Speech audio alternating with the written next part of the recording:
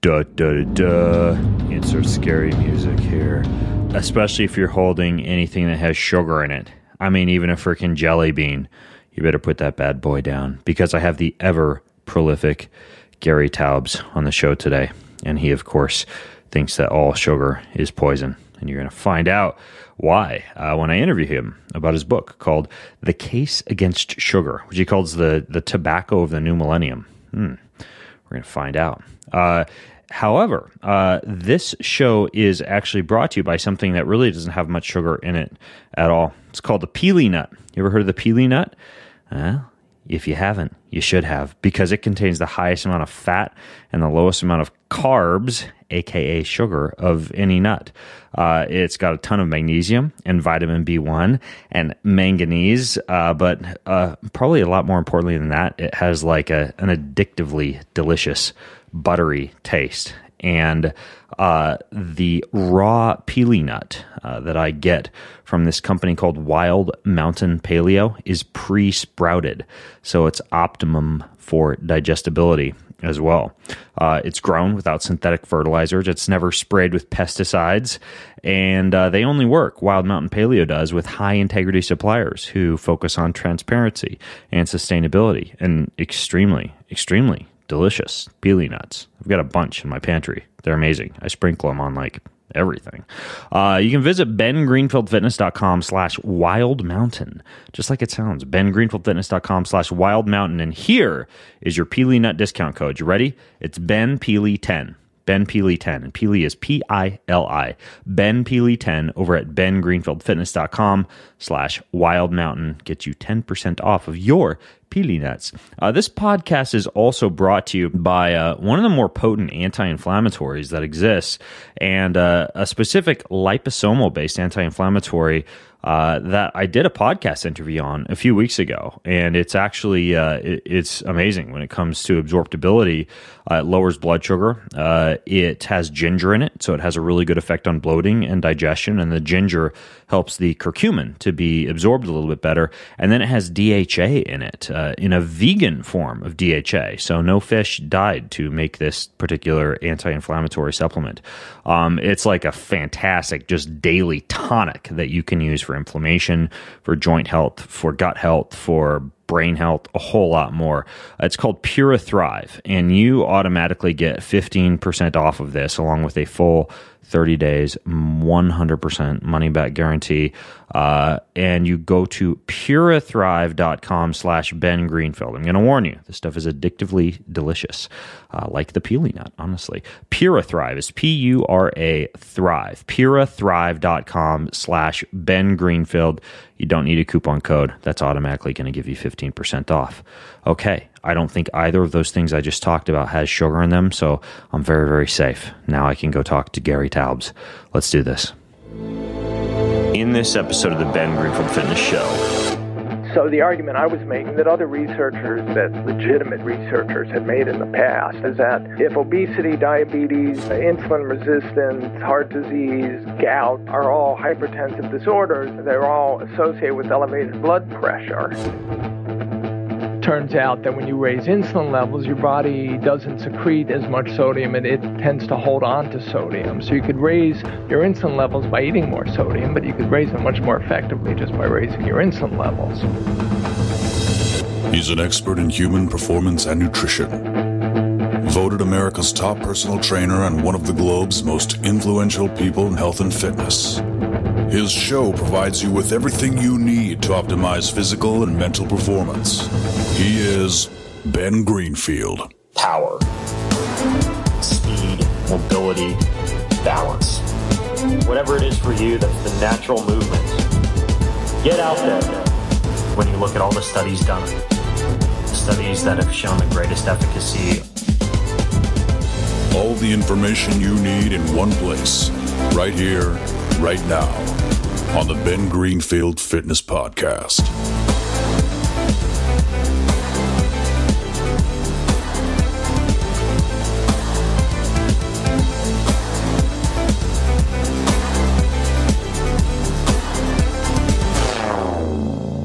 Hey folks, it's Ben Greenfield, and my guest on today's show just wrote this eye-opening expose called The Case Against Sugar.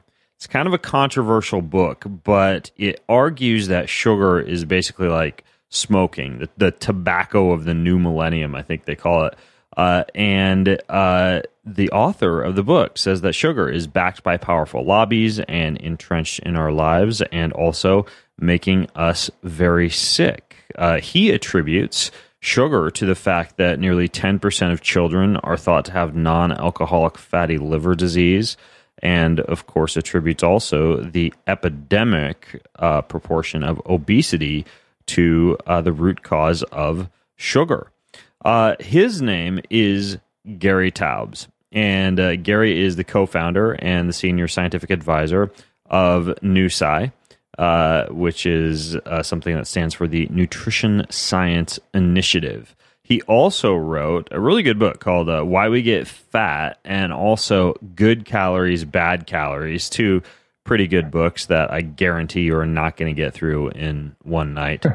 And he has 3 Science and Society Journalism Awards, which I kind of like because he takes a deep dive into the science in his books, but also pulls in the politics. And frankly, if you know of Gary, you probably know that there's some controversy around him and his ideas and whether or not, sugar really is toxic, or whether it's too many calories, or whether fat is worse than sugar. There's lots of little arguments out there for and against these different macronutrients. So we'll delve into that as well on today's show. Everything that you listen into and hear on today's show, you can find over in the show notes. You just go to bengreenfieldfitness.com/Taubes. That's Taubes. That's Gary's name. And I'll link to his book over there too. So bengreenfieldfitness.com/Taubes. And the book that we're chatting about today is called The Case Against Sugar. So Gary, welcome to the show, man. Thanks for having me, Ben. Yeah, no problem.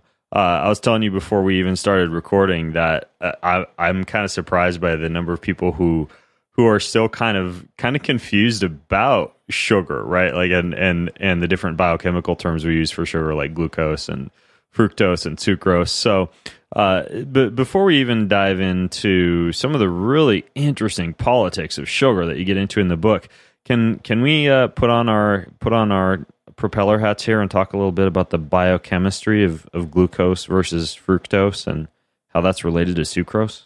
Yeah, happy to do that. As I mentioned in the book, one of the reasons we got to the sort of misconceptions we live with today is because a lot of the leading authorities in the field going back 100 years just didn't actually know what they were talking about when they were talking about sugar.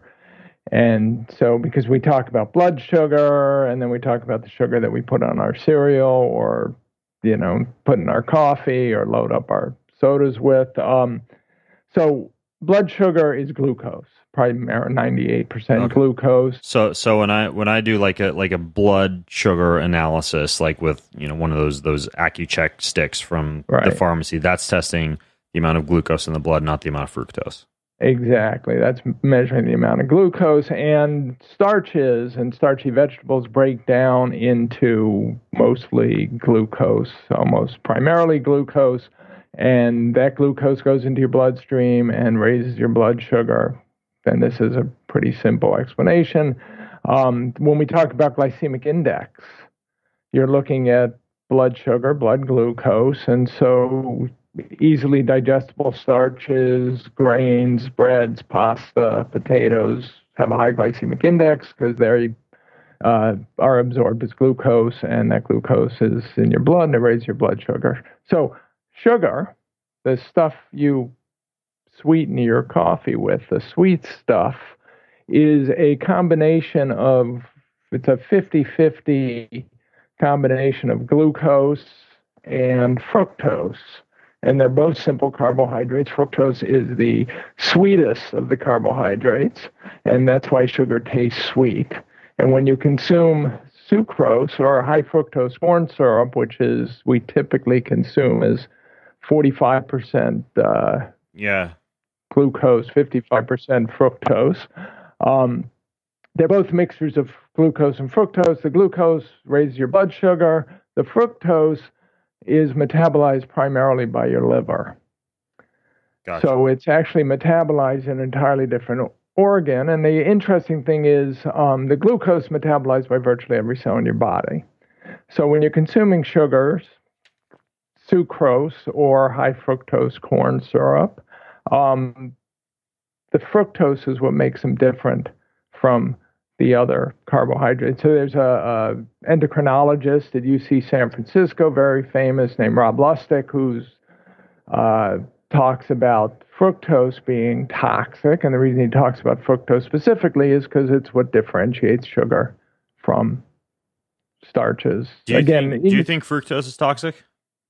I think sugar is toxic because we never consume, I think it's very likely toxic, let me be precise, we never consume fructose alone.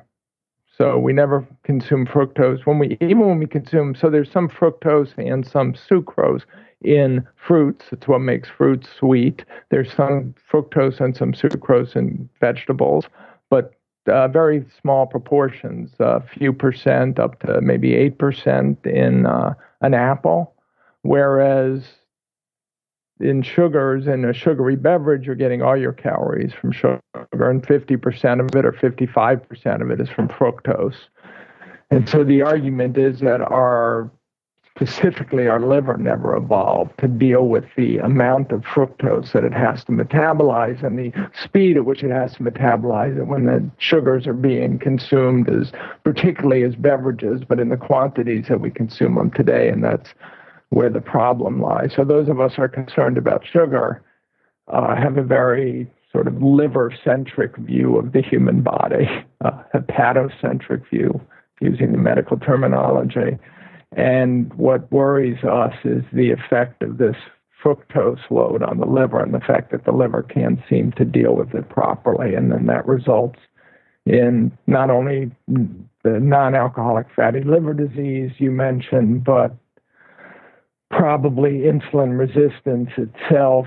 And so insulin resistance is a condition where your body has trouble responding to the insulin that the pancreas is secreting. So I'm going to back up one step further. You secrete insulin in response to the glucose in your diet. So as your blood sugar goes up, the fructose. Not the fructose. So it gets far more complicated than the sort of authorities wanted to see it 50 and 100 years ago, although it's still pretty simple. So the glucose raises blood sugar. The insulin is secreted to deal with that blood sugar. You actually start secreting it even before digesting and absorbing the glucose because you want the insulin in your bloodstream as the glucose hits the bloodstream. And then that insulin basically signals the body to hold on to fat, signals the muscle and organ cells to take up that glucose and use it for fuel.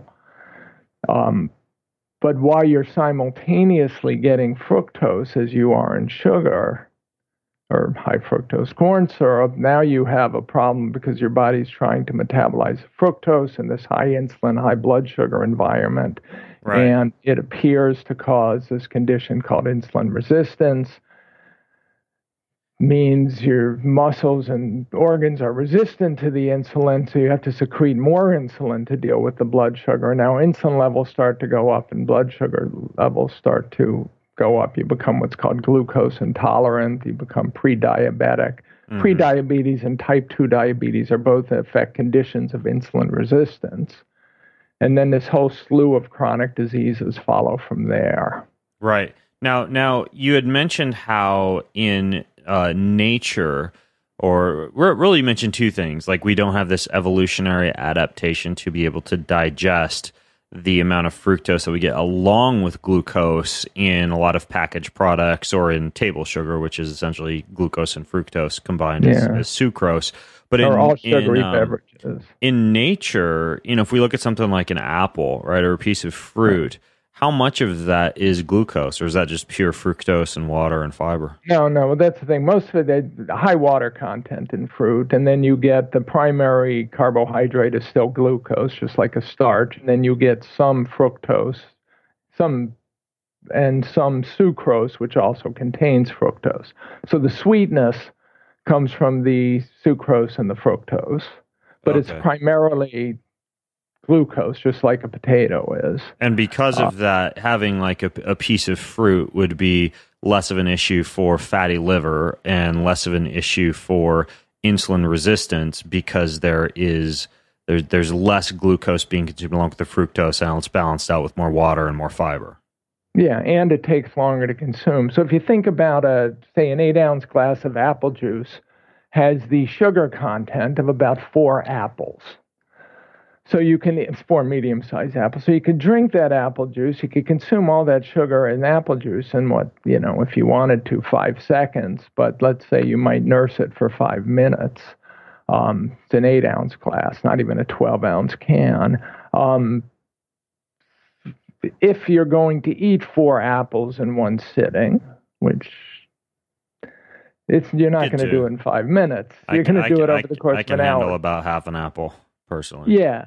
So the point is the apple is full of fiber as well, so that you digest it more slowly. So when you consume the apple juice, especially if you consume it in between meals, you're going to digest that sugar very quickly. The fructose is going to hit your liver, relatively quickly. And again, it's 4 apples worth of fructose hitting your liver in 5 minutes, as opposed to 4 apples worth of fructose hitting your liver, say, over the course of, an hour or two, depending how long it takes you to eat the apples and then digest the apples. Yeah. So it's not just the quantity, but it's the speed of delivery. And one way I describe it is like if I wanted to, and this was pointed out back in the 60s by a British scientist named Peter Cleve, who said, what breaks systems is not the sort of absolute quantity of whatever is delivered to it, but the speed at which it's delivered. So I could,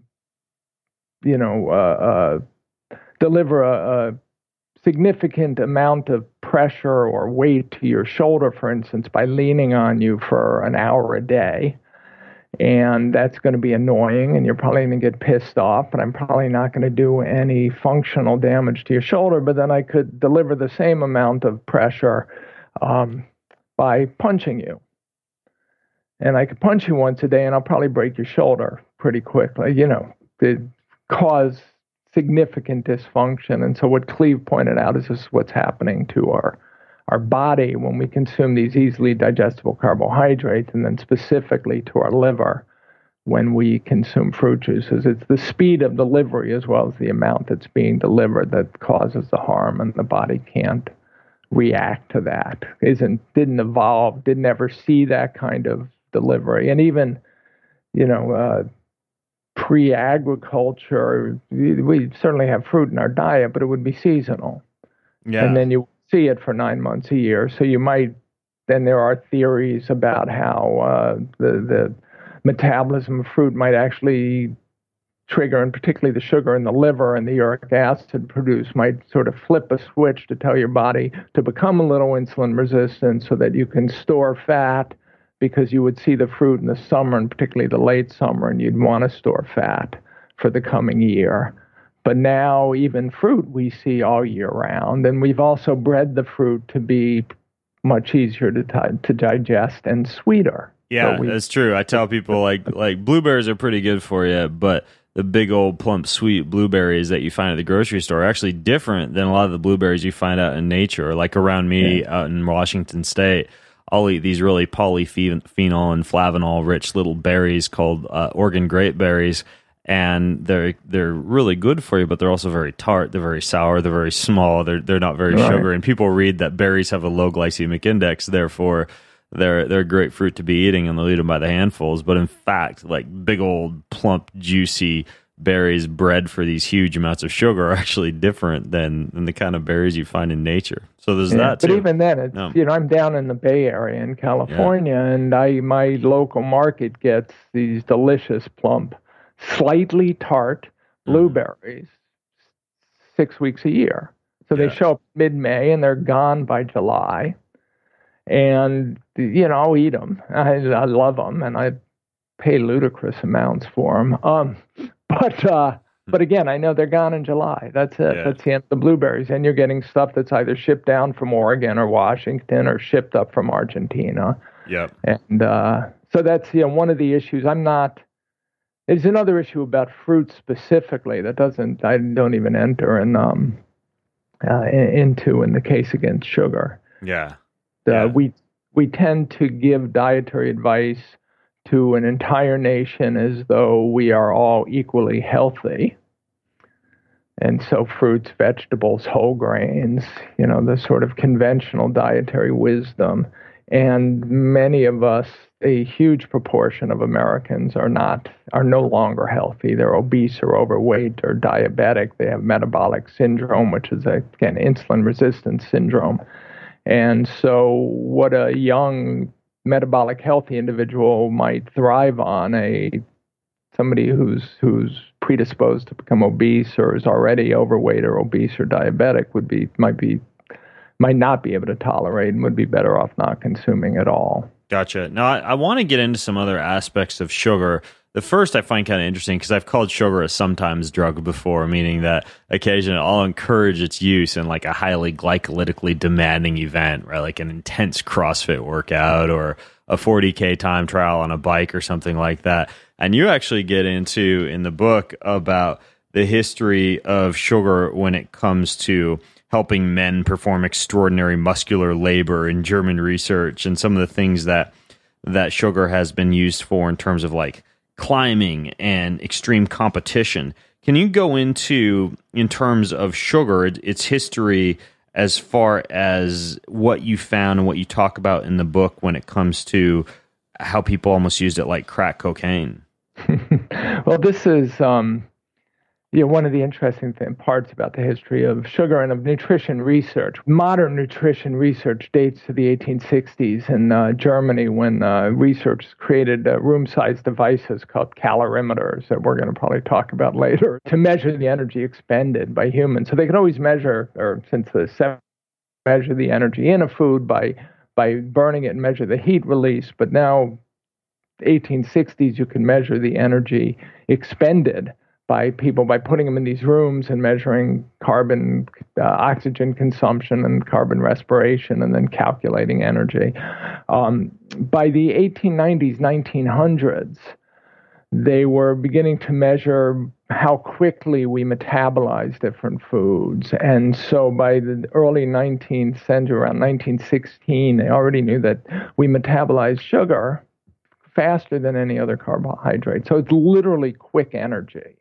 And the sugar industry started pitching it as quick energy. And everyone from, health coaches, athletic coaches, to, as you mentioned, sort of the German government wanted to know if this source of energy would be healthier and better for, their troops. So the German government did a study with German army to see if they performed better on sugar, which indeed they did. They kept their weights up better during long marches. They had more energy. Athletic coaches started using it. So rowing coaches started using it with rowers to see if it helped them get through, power through exhaustion. Marathoners, marathon coaches started using it with marathon runners to see if they could get through, the bonking. And lo and behold, it was terrific. And one of the reasons why the medical community, particularly in diabetes, thought sugar was benign, if not a healthful substance, is because they saw how much it helped athletes get through exhaustion and what appeared to be low blood sugar. And once insulin was discovered in the 1921-22, and they started using it on diabetics, and you'd get these, hard to dose insulin, especially when nobody knew what they were doing. It's always hard to dose insulin for diabetics, but back then it was a completely new art, and they'd often overdose, and they'd get, these people crashing into hypoglycemic shock from such low blood sugar. And you could give them candy, a piece of hard candy, or some orange juice, and that would bring them out of it. And they thought, boy, if it'll save diabetics from dying of hypoglycemic shock, it must be good for you. Well, it's good for performance. It does work for that. And I remember when I do Ironman triathlon, before I actually, you and I haven't talked about this much, but I actually did a switch to more of like a ketogenic approach to training after a while, after I got sick of some of the issues I'll tell you about. But after Ironman, you'd think that after you did an Ironman triathlon, you'd just collapse and you go to sleep. but I'd be eating about one gel every 20 minutes. It's about 100 calories of fructose and glucose and maltodextrin. And so over the course of a 10-hour day, right, like I'd have about 30 of those energy gels, plus a few bars, plus some energy drinks with sugar in them. And I would finish an Ironman triathlon and have to take like 2 Valium to even be able to fall asleep at night. You know, even though my body was exhausted, I was so high on sugar and my central nervous system was so stimulated, plus all the gut rot and the fermentation, that despite it being a great drug for use during the race, there were some pretty significant side effects. And granted, I would say that an Ironman triathlon is not natural, right? And sometimes you need like an unnatural means to achieve an unnatural end. But at the same time, you know, despite the performance enhancing effect of sugar, I think that unless you're a pro athlete with a paycheck on the line, you know, and even then you could argue that you could possibly go just as fast on fats. You know, as Jeff Volek showed in his FASTER study at University of Connecticut, you know, sugar may not be the best thing to be consuming even during some of these, especially like longer performance-based endurance events. I think for something extremely intense, you definitely don't want empty glycogen levels, and you definitely can benefit from slightly higher blood sugar levels, right? Like a really tough, like 20 to 60 minute, extremely hard workout. But, you know, some of the things you talk about in terms of like mountain climbing and marathoning in the book, yeah, I think that there are even alternatives to sugar for those.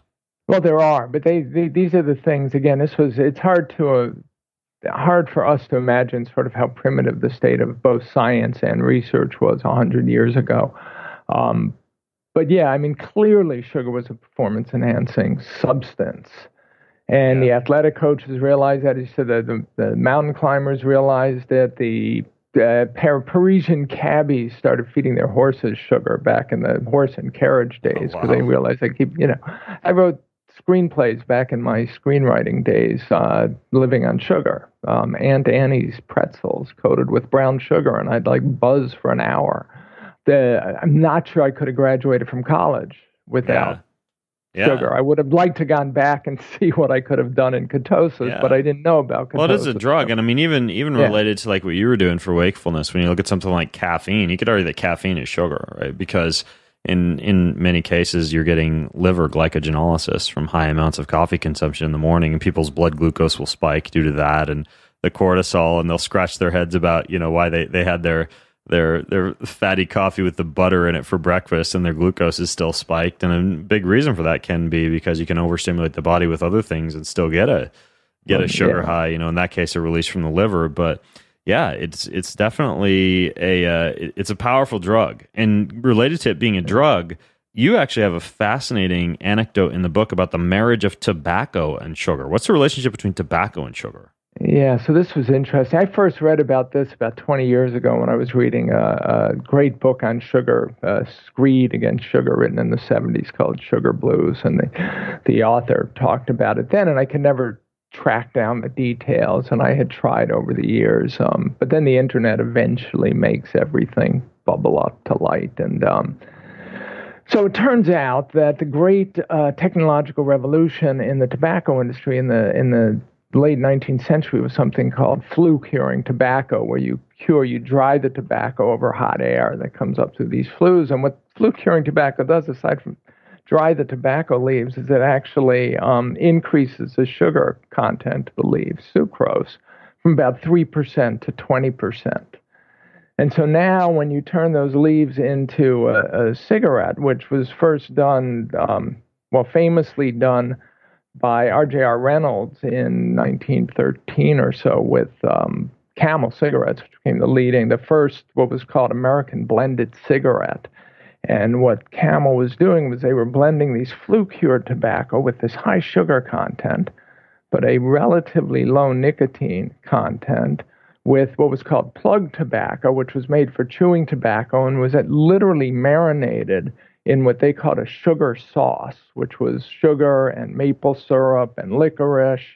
And that also had a high sugar content and had this aromatic flavoring from the marination, but had a very high nicotine content as well. And because of the sugar content in the leaves, you could actually inhale them deep into your lungs without stimulating a cough reflex. So it was a sugar content of the leaves that made the tobacco capable of being inhaled.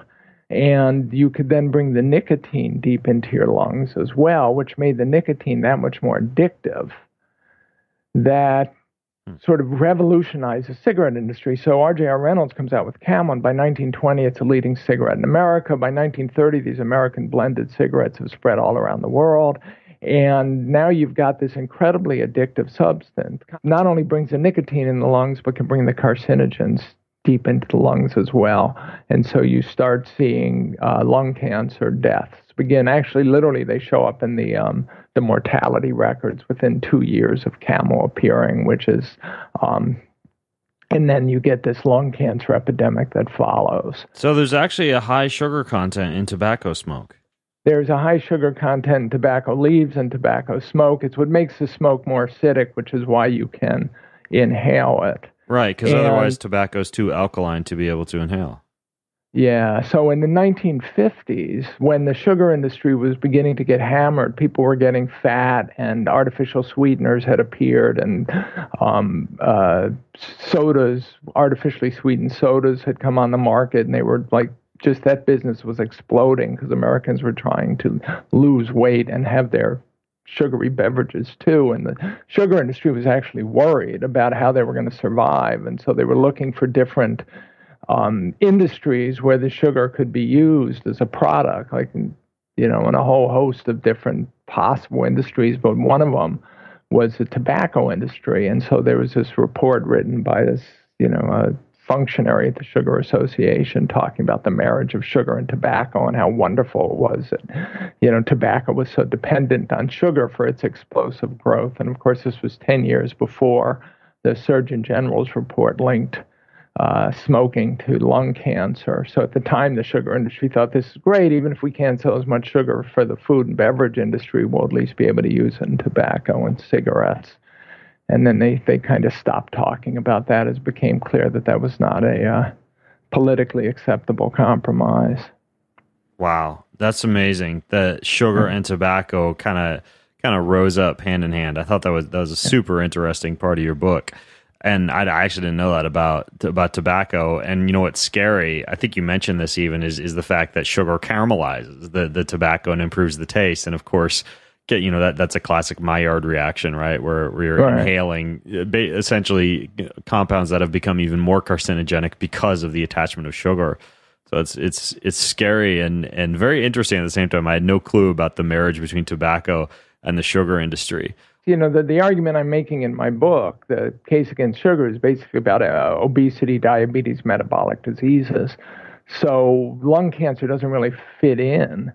But once I came upon the story and I came upon the documentation to support it, and then once I had that documentation, I could find it discussed in other references.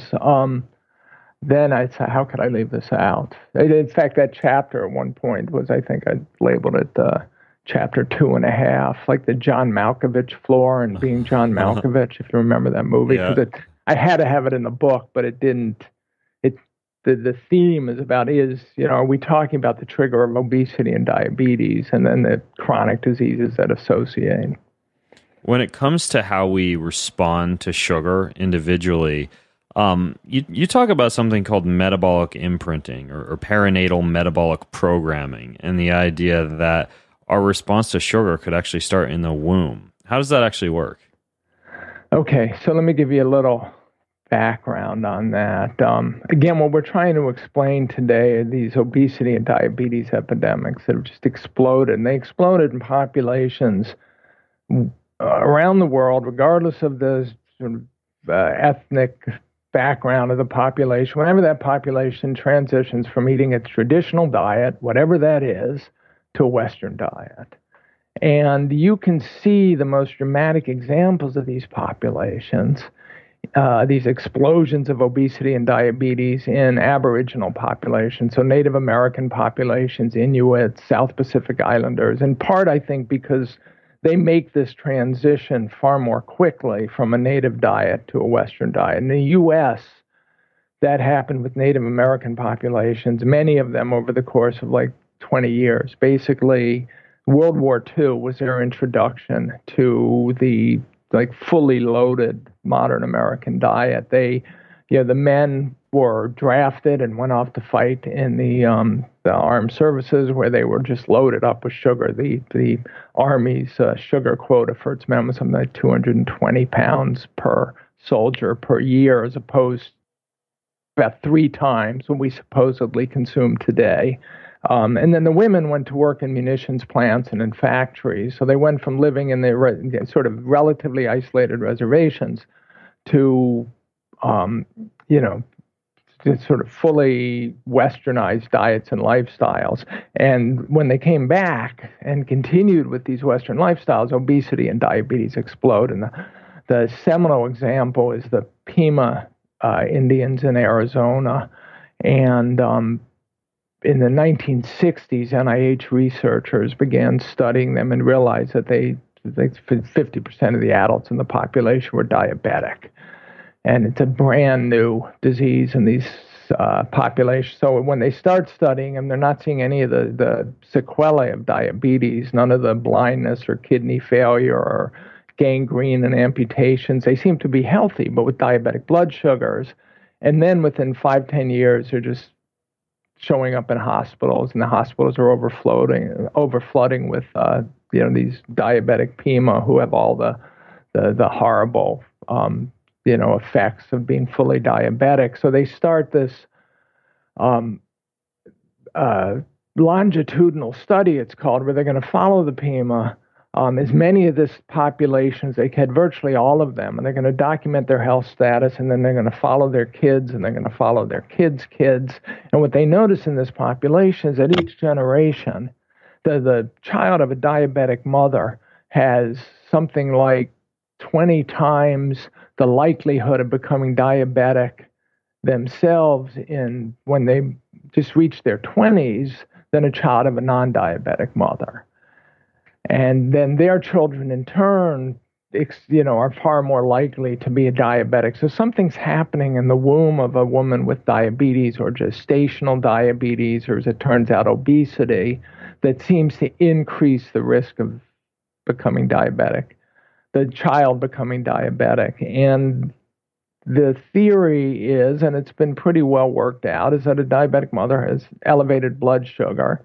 And if she has elevated blood sugar, the child in the womb sees increased blood sugar as it's in its fuel supply. And then as its pancreas is developing, it overdevelops pancreatic beta cells, which are the cells that secrete insulin, to deal with the carbohydrate content of the womb. And then once it's born, it oversecretes insulin in response to the carbs it's getting, and you get bigger babies, fatter babies, and then babies that become insulin resistant and diabetic as they get older. And this is what's referred to as, again, metabolic imprinting. That's really interesting.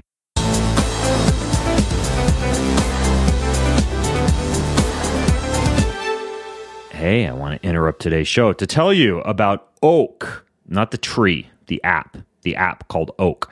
I've got it on my phone, and basically what it is it guides me through meditation, but doesn't have any synthetic or fake sounds because all the background sounds were 100% recorded in nature. It's got guided breathing, like 4-7-8 breathing, which I'm not going to demonstrate to you right now because that'd be a really boring podcast anecdote if I did. It's got box breathing. It's got all sorts of different kinds of breathing you can do, advanced meditation, interval chimes, background music. The reason that it works so well is that the fellow who developed this, Kevin Rose, really cool dude. He's been on my podcast before, actually. He used data from over 10,000 beta testers to improve the cadence or the speed of the meditations, the wording, the tone, made hundreds of edits to these final guided sessions that are now in this completely free app that also is going to have support for things like the Oura Ring, the Apple Watch, other forms of self-quantification. You can track your HRV and your heart rate while you're meditating if you're a geek like that. Anyways, though, all of it is free. You go to bengreenfieldfitness.com/oak. Yeah, like the tree. bengreenfieldfitness.com/OAK. Get you this app absolutely free. This podcast is also brought to you by ZipRecruiter. What is ZipRecruiter? So Look at it this way. We've got this fresh new year that's begun, and you might be setting out new goals for your business, like, let's say, new hires. You can scale your business. Well, if you're looking for a new hire and you don't want to tear your hair out, I guess, dealing with whatever, I don't want to name and throw under the bus a bunch of hiring websites, but let's just say that you didn't want to deal with all the frustration that you're going to experience on most websites. This company, ZipRecruiter, posts your job to over 100 of the web's leading job boards with one click. They actively look for the most qualified candidate for you. They invite them to reply. They allow you on this simple dashboard to review every application, and you don't have to dig through all the employees that aren't a good fit. As a matter of fact, 80% of employers who post on ZipRecruiter get a quality candidate through the site in literally one day. ZipRecruiter, the smartest way to hire. So you can find out today why ZipRecruiter has been used by businesses of all sizes and industries to find the most qualified job candidates with immediate results if you go to ZipRecruiter.com/green. That lets you post jobs for free. ZipRecruiter.com/green. There you have it. All right, let's get back to Gary.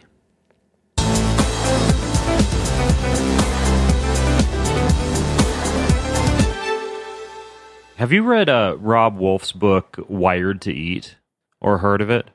I've heard of it. I'm ashamed to say I haven't read it yet. Well, in that book, he delves into the Israeli research that highlights how certain people, apparently based on genetics, have differing sugar responses, blood sugar responses to, say, cookies or bananas, right? Some people's blood sugar will fly up above 140 or 150 or 160 when they have a cookie, and others won't go up at all. Do you think some of that could be due to not just genetics, but perhaps what that individual's mother would have eaten when they were in the womb and their own pancreatic insulin response to sugar?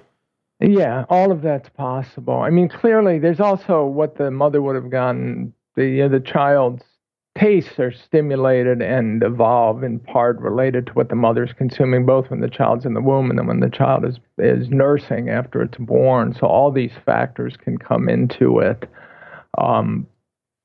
It's hard to pinpoint any particular one as key, but clearly we have vast individual differences, not just in terms of our blood sugar responses, but our cravings for these foods, how we, I live in this world where I'm thinking about sugar. Is sugar addictive? Is it just habit forming? Why is it some people can consume it so effortlessly in moderation and others can't stop themselves from binging? All these issues could be as much a product of what's called the intrauterine environment, and then the nursing environment, and the genetic background. And it's hard to tease them out. Yeah. Like I said, what I'm trying to explain in this book, or proposing in this book, is what I want to establish a potential cause of are these epidemics, since they're worldwide and they're so tragic. And that's potentially easier thing to explain than why my blood sugar might spike with bananas and oat bran, but not spike with cornflakes, and yours might be the exact opposite. Right. Now, speaking of epidemics, what about hypertension? Because you talk about blood pressure, and I've spoken before about how I'm a salt fiend, right? Like, I travel over the place with Kona black salt and Aztec salt. And I love really good salt. I eat the heck out of salt, and I've spoken before on the podcast about how salt really isn't much of an issue when it comes to raising blood pressure, unless it's just like the nasty aluminum caked sodium chloride you find in the salt shaker at a restaurant. But you talk about how sugar might actually be one of the villains when it comes to hypertension. What would be the relationship between sugar and hypertension? How could that actually happen, like from a physiological standpoint? Let me give you the salt story first, quickly, because it was the salt story that was in my introduction into nutrition research. When I realized that there was actually a very vitriolic controversy over the question of whether or not sodium caused high blood pressure and hypertension, which was around 1998, and I spent a year one of these Science and Society Journalism Awards I won was for an article I wrote called The Political Science of Salt. And I spent a year on that one magazine article. I interviewed about 90 people. It was one of the longest articles a journal Science had ever run as a piece of journalism. And the conclusion was that the evidence supporting this idea that salt caused high blood pressure was ambiguous at best. Basically, it was a lot of, frankly, not very good scientists who had gotten a hypothesis that they fell in love with, that salt caused high blood pressure, and they couldn't get off it. And even though they could never confirm that it was true, they just kept insisting that it had to be true. And we're at the same point today that we were 20 years ago. They're still insisting, and the evidence still religiously comes up suggesting that they're wrong. So I had done that story. And the science there is the idea that, we try to keep a relatively stable sodium content in our blood. That's kind of a homeostatic system. And so if you consume sodium and the sodium gets into your circulation, you want to keep the concentration constant, you have to dilute it out with some water. So then you get thirsty, you drink more water, and then your blood pressure goes up because you have, more water and blood together running through your veins and arteries. So that's the sort of general idea, and it's a very simplistic idea. So eat more sodium in the circulation, more water to dilute it out to keep the concentration of sodium constant. Boom, hypertension. Right. And the world is full of simple ideas that don't pan out, and this just happened to be one of them. So then as I'm doing the research for my first book, Good Calories, Bad Calories, and you start thinking in terms of, first you have this disorder of insulin resistance and metabolic syndrome that I talked about. And so it turns out that obese individuals, for all intents and most obese individuals, are insulin resistant, and type 2 diabetes is a disorder of insulin resistance. And the metabolic syndrome is the primary or leading risk factor for heart disease. So if you have metabolic syndrome and you're insulin resistant, that's a risk factor for heart disease. And all these diseases are also what are known as hypertensive conditions. So they associate with high blood pressure and hypertension. One of the diagnostic criteria of metabolic syndrome is elevated blood pressure. So the argument I was making that other researchers, that legitimate researchers had made in the past, academic researchers, is that if obesity, diabetes, insulin resistance, heart disease, gout are all hypertensive disorders, they're all associated with elevated blood pressure, then maybe whatever causes one causes all of them. And then the question is, what's that? And since they're all also conditions of insulin resistance, and again, type 2 diabetes is, in effect, an insulin resistance disorder, the question then becomes, what causes insulin resistance? And what I'm arguing in the book is that sugar is the prime suspect there. I don't know if I'm right, but I'm arguing it's the prime suspect. And if sugar causes insulin resistance, then in effect it's the diet. Wait, you said you don't think you're right when you're suggesting that sugar causes insulin resistance? No, I'm saying I'm not necessarily right. I'm proposing it's the prime suspect. That's the best I can do. It's the argument I make in the book is that when obesity and diabetes epidemics explode in populations, invariably sugar is new to their diets, and almost invariably there's some physician or researcher saying, geez, it's the sugar, guys. Look how much sugar we're eating.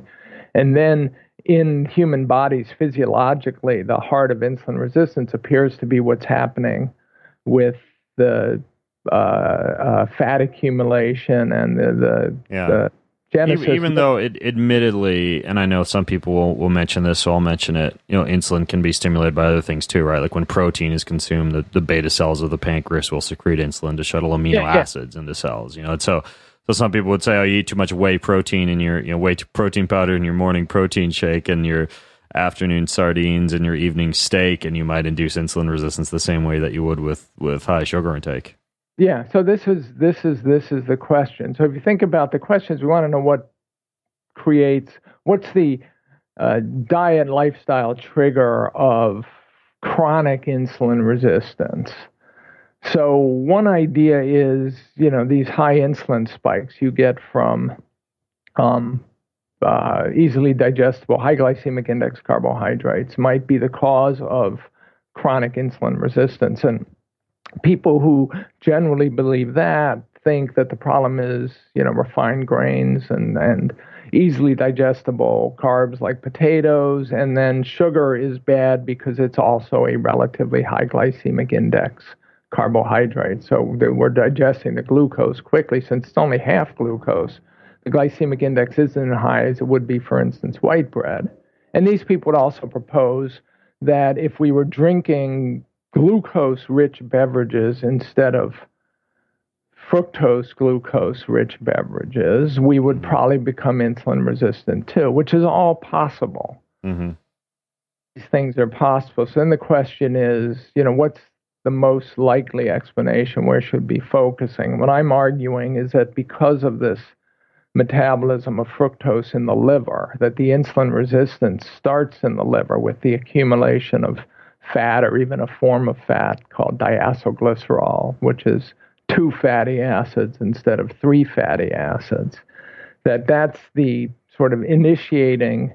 So first the liver becomes insulin resistant as an organ, and then this sort of fuel flow and the orchestration of fuel around the body begins to back up, and the whole body becomes systemically insulin resistant. That's kind of the theory. Yeah. And then saying sugar. So the fact that protein, for instance, stimulates insulin secretion, well, first of all, historically, you had populations that became obese and diabetic that were relatively low protein consumers. So it's hard to imagine. It's possible, for instance, I guess you could hypothesize that a population like the Pima, which is very poor, almost unimaginably poor, relatively rural until World War II, Native American population could have been over-consuming lean protein. They simply wouldn't. Whereas, again, you look at what they were eating and the history of the dietary assessments that were made by various individuals back then, and you can find always basically they're commenting about the sugar consumption. Suddenly they're drinking sodas and eating candies and eating sweets, which pre-World War II they simply didn't have access to, or not nearly in the amount. So, we're always making this argument, what's more or less likely to be true? Right. And I find that often the people who, the alternative hypothesis, like a protein hypothesis, you want to answer the question is, can that explain not just one population or not just a modern, what's happening in, wherever I happen to live or at my gym, but can it explain what we're seeing worldwide? And one of the tricks in this business is trying to keep, as much of the evidence in your head at one time as humanly possible.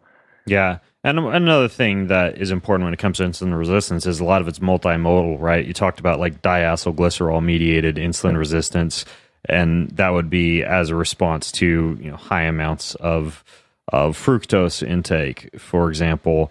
But then you would also have, for example, hypercaloric induced insulin resistance from just eating too damn many calories, or inflammation related insulin resistance, right? Like there's a whole inflammation hypothesis that high amounts of inflammation or high amounts of cortisol can also induce insulin resistance, and a lot of people are inflamed. They're eating excess whey protein and leucine rich protein, which can cause insulin issues. They're eating excess glucose, excess fructose, excess calories, and so it's hard to really put your finger on what exactly the cause for insulin resistance. Well, that's why when I say it's, it all depends on the question you're asking. So if you're asking, as I am, I want to know what the cause of these epidemics are. Mm-hmm.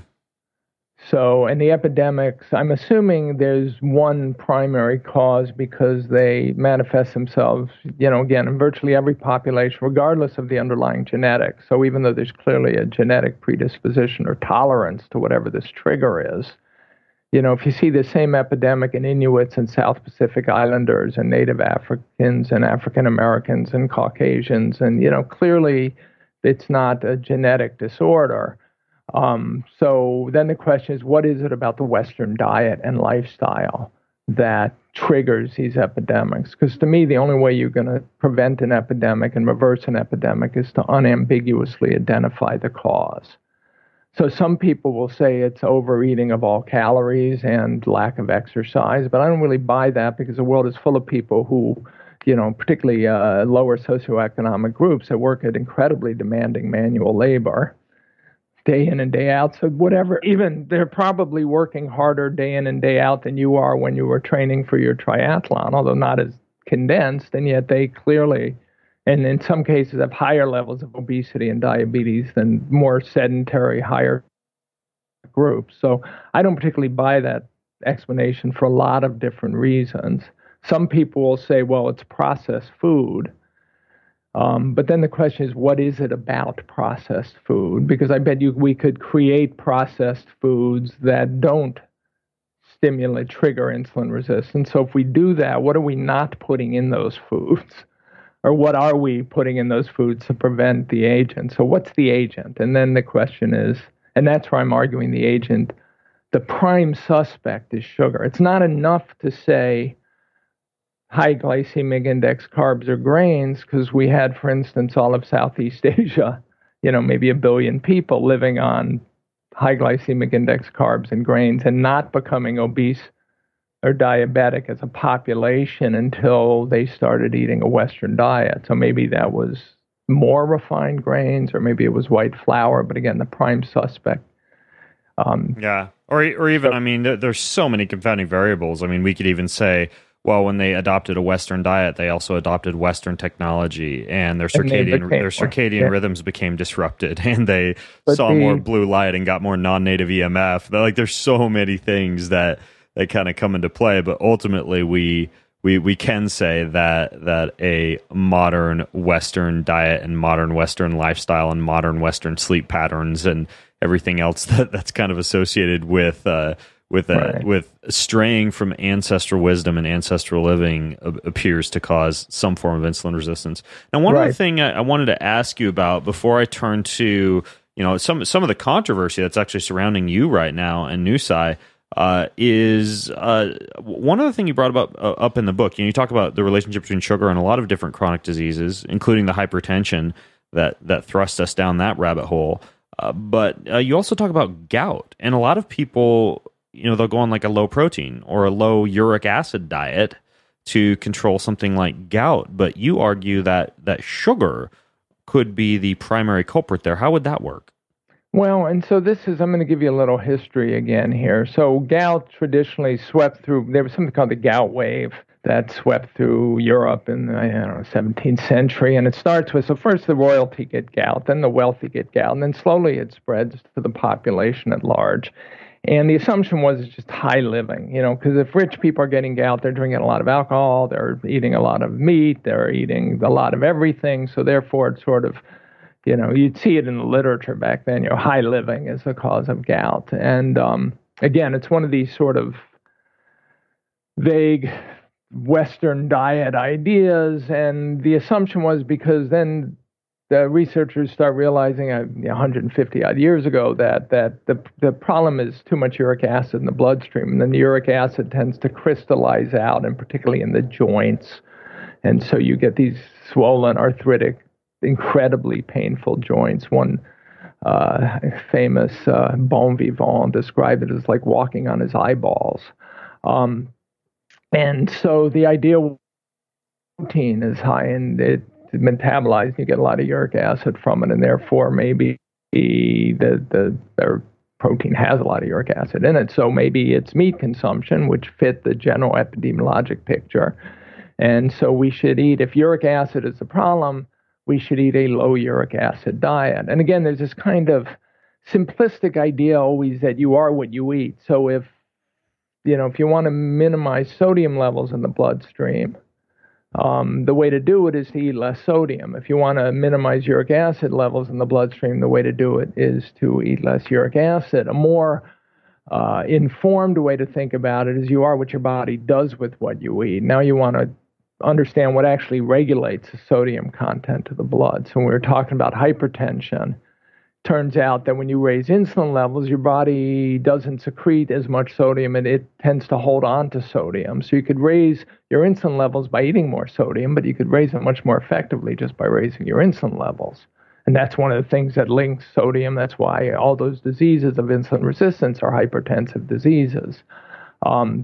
It turns out sugar, even though there is not uric acid in sugar, when you metabolize sugar in the liver particularly, part of it is metabolized into uric acid. So that's another way to elevate uric acid levels.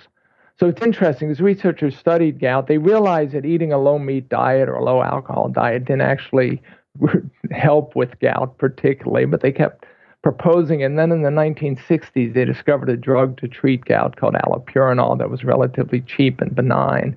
And they just stopped looking. Literally, the research community kind of evaporated because they thought they had a drug that treated gout, and it was, again, cheap and benign. Everyone could take it, so we don't need to do the research anymore. And they went away. And I talked to these guys who did that research, and they told me they just stopped doing it. They stopped getting funded. They did other things. 1970s, people start realizing that the very easy way to raise uric acid levels in the bloodstream is feed, at least in animals, and turns out in humans, is feed them sugar.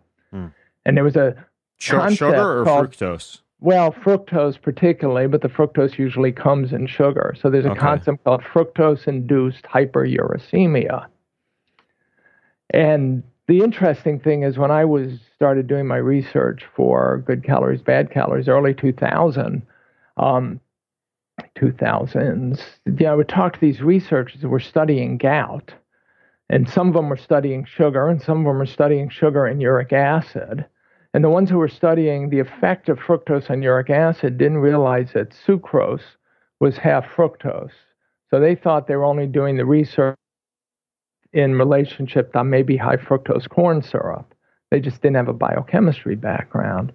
And the ones who were studying gout, and on an epidemiologic level in these huge epidemiologic populations, had never even heard of fructose-induced hyperuricemia. So once, and I'll take credit for pointing out to these people, because as a journalist, I got to talk to everybody. So even though my med school training is somewhat pathetic, my biochemistry is simplistic, I get to learn from all the experts. So I actually could spread the news around that, why aren't you guys looking at sugar? And suddenly, sugar is an obvious cause of gout because of the fact that even though it does not have uric acid, it increases uric acid levels in the blood. And then there's a researcher at the University of Colorado named Rick Johnson, who's considered one of the best kidney specialists in the country, a very smart guy who's been studying uric acid now and fructose and sucrose and glucose for going on 20 years. And he has a very interesting hypothesis that the uric acid is playing the key role in causing insulin resistance. Interesting. And again, it's one of these things. He could be right. And at the end of the sugar book, I have in my acknowledgments that I'm always worried that I'm never giving Rick Johnson as the credit he deserves. But because he's virtually the only person doing the research, it's hard to tell whether he's right, because you don't see, it hasn't caught on widely enough to be widely replicated. Yeah, it's really interesting that, it's that 1-2 combo of insulin, which you say in the book decreases uric acid secretion or excretion, right, and then the combination of sucrose and high fructose corn syrup, because, what you say in the book is that that's the worst of all carbs, because the fructose part of high fructose corn syrup and sucrose increases uric acid production and decreases the uric acid excretion. And then the glucose, because it raises insulin, decreases the uric acid excretion. So, right, yeah, so it's kind of interesting how a lot of people, they'll cut out protein, they'll cut out alcohol, but then they'll go on a vegetarian diet or something like that for gout, and it'll get worse because in many cases, like an improperly structured plant-based diet a lot of times has, tortillas and corn chips and high fructose corn syrup and all manner of other issues. Nature has thrown some sort of jokes into this as well, just to make life more complicated. So often when people go on a ketogenic diet, they'll also get gout flare-ups. Not apparently from the meat, but because uric acid is often stored as well, if I'm remembering correctly, with fat and fat tissue. So as you start mobilizing that fat, you start increasing, the uric acid comes out too, and you increase uric acid. And now you've got somebody who goes on a diet that might, in the long run, be the healthiest diet he could be on, but in the short run makes a gout flare up. And then, of course, they say, well, this is horrible, and they get off the diet, and that's the end of it. Yeah. There's so much more that you get into in the book when it comes to the relationship between a host of chronic diseases and sugar. And one of the things that, perhaps because you're such an advocate against particularly high fructose corn syrup and sucrose or table sugar, with Nuci, there was some controversy about that. And from what I understand, you guys did a study at Nuci, at Nutrition Science Initiative, where you were looking into whether or not eliminating carbohydrates from the diet could somehow eliminate obesity. And I guess, and again, this is all from a little bit of looking into the issue, and I haven't talked to you at all about it, but apparently what you found out was that there wasn't a very big link between sugar consumption and obesity, and that a ketogenic diet or a low-carb diet didn't seem to infer any type of metabolic advantage at all, and that the carb insulin theory of obesity was falsified by your guys' own research. And I think you've been called out on that. But what is your response to the controversy about there not being a relationship between insulin and obesity? Okay, so let me give you the full background on that, because this gets into one of the reasons I'm so controversial in this field. So one of the things I realized in my research and argued in my books, and I think as much as anyone, I'm the owner of this idea, is that so we tend to think of obesity as an energy balance disorder. That's the conventional wisdom, and this phrase, energy balance disorder, is what you'll see in science papers. And by that we mean the disorder is literally caused by taking in more calories than we expend. And so it's a disorder of consumption versus expenditure. And the research community, when they study it, they ask questions like, why do fat people eat so much? Or why do fat people expend so little energy? And, I have trouble even talking about that anymore without thinking this is going to sound too simplistic. People are going to bridle when I even say this is what the research community does, but this is what they do. And it comes down to this phrase, obesity is about calories in, calories out. And if you eat more calories than you expend, you'll get fat. And so therefore, that's the cause of obesity. And I've been arguing, and others as well, that this is almost naive beyond belief. It's a 110-year-old thinking based on what could be measured in 1900, 1910, and we never got away from it. So the argument that I came, and I realized this doing my research for my first book, was that until the Second World War, all the leading research on obesity and metabolism and nutrition and endocrinology, the study of hormone-related diseases, genetics, it was all done in Europe, primarily Germany and Austria. America was like this second-rate outpost of medical research.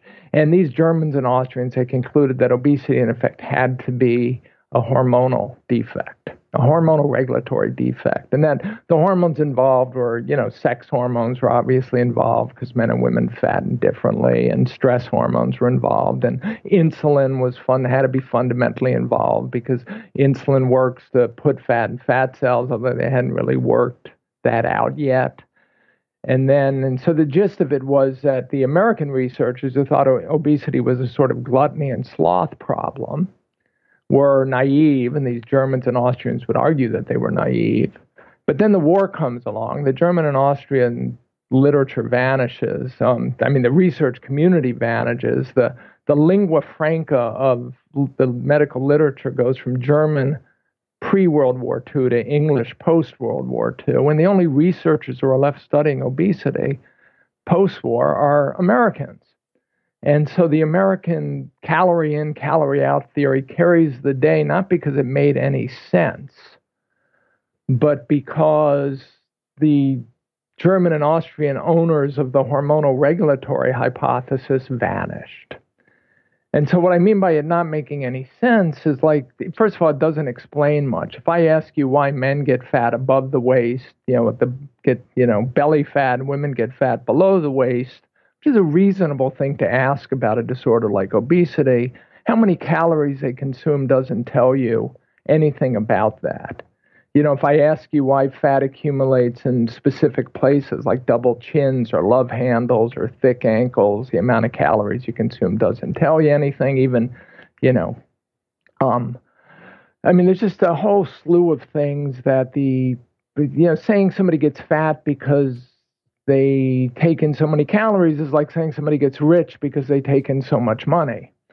It sounds vaguely explanatory, but it doesn't actually tell you anything about why the person gets rich or why the person gets fat. And again, this idea that it's fundamentally that the fat cells are very well regulated by hormones and enzymes in the central nervous system. And they're regulated because you want to be able to store calories when necessary and mobilize calories when necessary. So for instance, in a flight and fight response, when you're secreting adrenaline, that adrenaline is telling your fat tissue to dump fatty acids into the bloodstream, because if we're going to fight a lion or run away from an army, we got to have the fuel available to do it, and that fuel is going to be both glycogen from the liver and fat from the fat tissue. And all of that is very carefully regulated. In order to get obese, you have to dysregulate. It's not enough just to eat more calories. Or expend less. You literally have to change the rate. So that's what I've been arguing, and others, and for one reason or another, a lot of people find this almost impossible to conceive. Like the idea that obesity isn't an energy balance disorder is considered quackery. So it's not true that you don't see a lot of these issues if you're eating a high sugar diet in a hypocaloric state? If you're eating a high sugar diet in a hypocaloric state, it would be an interesting meaning like if I burn, I burn a crap ton of calories. I burn like 3,200 calories at rest. If I were to shift to like an 800 calorie a day diet comprised of like rice and Coke, you're saying I'd still gain weight? No, you wouldn't. But again, remember, you're different from, so let me give you an example. There's a phenomenon now that's known as a dual burden of obesity and malnutrition. So these are usually very poor populations in which the children are malnourished and their growth is stunted. So they have not just macronutrient, micronutrient deficiencies, but they're not getting calories. And you see relatively high levels of obesity in the adults, particularly the women. And you see, for instance, obese mothers with starving children. So because the children are starving, we're going to assume they're hypocaloric. And because the mothers are going to want to prevent their children from starving, we're going to assume that they can't, so that they are also hypocaloric, and yet they're obese. So now you have to somehow reconcile how a woman could be obese despite getting not enough calories to give excess calories to her starving child. You know what I mean? So if the mother's obese because she's sneaking Snickers bars, which, then why isn't she giving those Snickers bars to her malnourished kid whose growth is stunted because he's not getting enough protein and enough? So this is what I mean by you have to direct your attention away from your immediate universe and look sort of worldwide, and you could actually find populations that for all intents and purposes, we could describe as hypocaloric. And yet they still have high levels of obesity. So now how do you reconcile those facts? And what you find with those populations is that they tend to have the cheapest calories are carbohydrates and sugar. So they still, even though they're poor, they still tend to have high carb, high sugar diets. So this population, so that's the kind of thing that, one of the things I'm often asking the energy balance defenders is, how do you explain those populations? And when you do it, and I've actually got a Dropbox now with about 40 papers describing probably 30 populations like that. And really? I say, look, I'll give you access to my Dropbox file. Well, what you need to do is you need to write a book or write an article entitled something, like people who eat few calories but lots of sugar still gain fat, and then just use all these tribes and all these populations as examples. I personally suspect that in addition to insulin, there are probably issues with inflammation, with leptin dysregulation, with again the influence of sugar potentially on circadian rhythm and on even like mitochondrial function, right, which is incredibly important for metabolism. I think there's a host of things, even in addition to insulin, that would be contributing to like the inability to be able to like burn your own storage fat, even if you're not eating a lot of calories. So, and this is the question. It's sort of, you've got this amazingly intricate, unimaginably intricate homeostatic system that's us. And you start screwing with any aspect of it. All those things you mentioned, from leptin and inflammation, everything. The question is then what's cause and what's effect when everything is causing and affecting everything else in the system? And so the easy question to ask is, what's the trigger? So one way I talk about this is, if I hit myself over the head with a hammer, the response is going to be amazingly complex. The swelling and the inflammation and the pain mediation and the immune response to whatever, there's going to be a whole lifetime worth of research for, laboratories around the country figuring out all the details of the complex response to that hammer hit. But if I ask the simple question, how do I prevent that from happening? The answer is don't get the damn hammer away from my head, because the hammer is the fundamental cause of the complex multifactorial phenomena that follows. And so what we're talking about again is like it's important to keep your sort of eyes on the goal, and the goal is what's the dietary thing that's causing that obesity and diabetes, because we're going to assume it's not natural. And one reason we know it's not natural is because we don't see it even in animal populations unless they're eating Western diets like our cat, our house pets. Right.